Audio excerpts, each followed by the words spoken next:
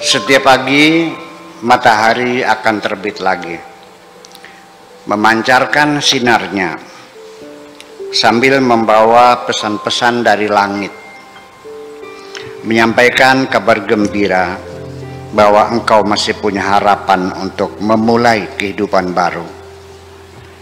Hujan rintik-rintik yang menetes dari kelopak matamu, wahai kekasihku, sekalipun hanya sedikit menutupi sinar matahari di pagi hari, membuat hatiku basah kuyup menggigil kedinginan.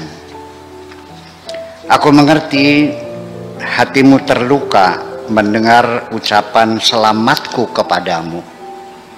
Semoga engkau bahagia bersama lelaki lain yang sangat mencintaimu.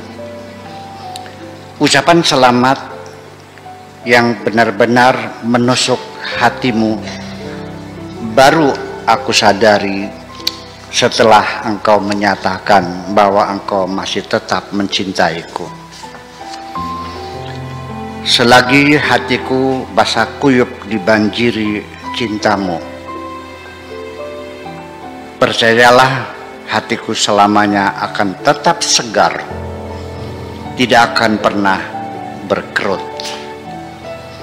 Semula aku menduga, wahai kekasihku, kebersamaan kita ini tidak lebih hanya sebagai satu alternatif saja. Semula aku punya kekhawatiran dalam hidupku, dalam hatiku, engkau akan merasakan kekecewaan yang sangat dalam karena engkau terlalu mencintaiku. Ternyata betul terjadi dengan tiba-tiba engkau kecewa dengan keputusanku merelakan dirimu bersama lelaki lain yang mencintaimu dan mendapat restu dari keluargamu. Sebetulnya aku sangat sedih sekali. Hanya saja aku berpura-pura tegar hati mengucapkan selamat kepadamu. Ternyata pura-pura itu, wahai kekasihku, memporak-porandakan segalanya, terutama adalah dirimu. Tidak ada salahnya engkau mencintai lelaki miskin seperti diriku.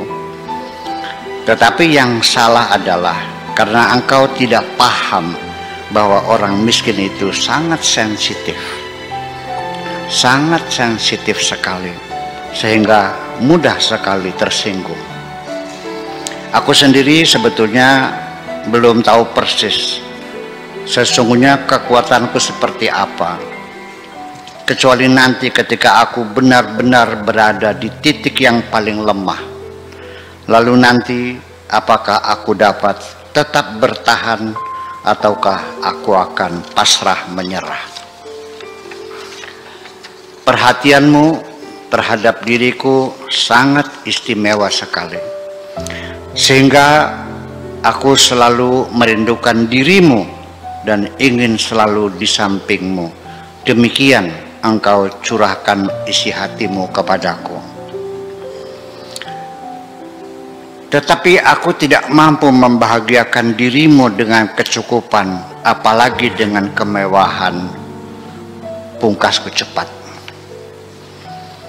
Engkau tertawa kecil sambil menghunjamkan wajahmu ke dadaku. Dengan suara perlahan engkau bergumam, uang diambil dari dompet dan saku, tetapi perhatian diambil dari hati dan perasaan. Adapun komentar keluarga besarmu tentang percintaanmu bersamaku, aku dengarkan saja, tetapi tidak aku jawab sepatah pun. Aku lebih memilih untuk tetap bersikap diam. Namun demikian, engkau harus mengerti, wahai kekasihku, sikap diamku bukan berarti menerima atau setuju, melainkan karena tangisan jiwaku yang tidak ada yang dapat memahami, kecuali hanya engkau saja. Untung masih ada satu orang yang memahaminya. Andaikan sama sekali tidak ada yang memahaminya, tentu satu ketika tidak mustahil kamar tidurku menjadi tempat yang paling nyaman untuk mengurung diri.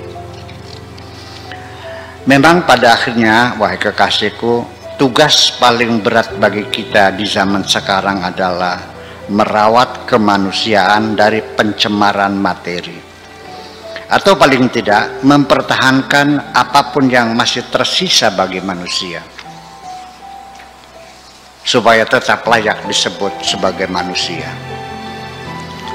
Adapun sakit hatiku, tidak usah engkau pikirkan, karena hatiku sudah terlalu sering mengalami penderitaan, sehingga sudah tidak merasakan apa-apa, seperti terbius sejak lama, kecuali bila kena tusukan yang sangat dalam dan lukanya terenganga. Biasanya yang dapat menusuk terlalu dalam itu bukan datang dari luar, melainkan dilakukan oleh orang yang pernah aku perkenankan untuk masuk ke dalam hatiku. Ya sudah, aku mohon maaf. Sejak sekarang aku tidak lagi bicara duit. Demikian cetusmu sambil mengangkat kepala yang sudah lama terhunjam di dadaku. Aku benar-benar merasakan kenikmatan menyelam dalam saat-saat yang paling indah. Ketika percakapan-percakapan, ketika bercakap-cakap dengan perempuan yang sangat cantik jelita, dengan menggunakan bahasa yang polos, sederhana, dan penuh manja. Tertawanya jujur, tidak dibuat-buat, sehingga aku merasakan semua kesulitan hidup yang sedang aku hadapi terselesaikan semua.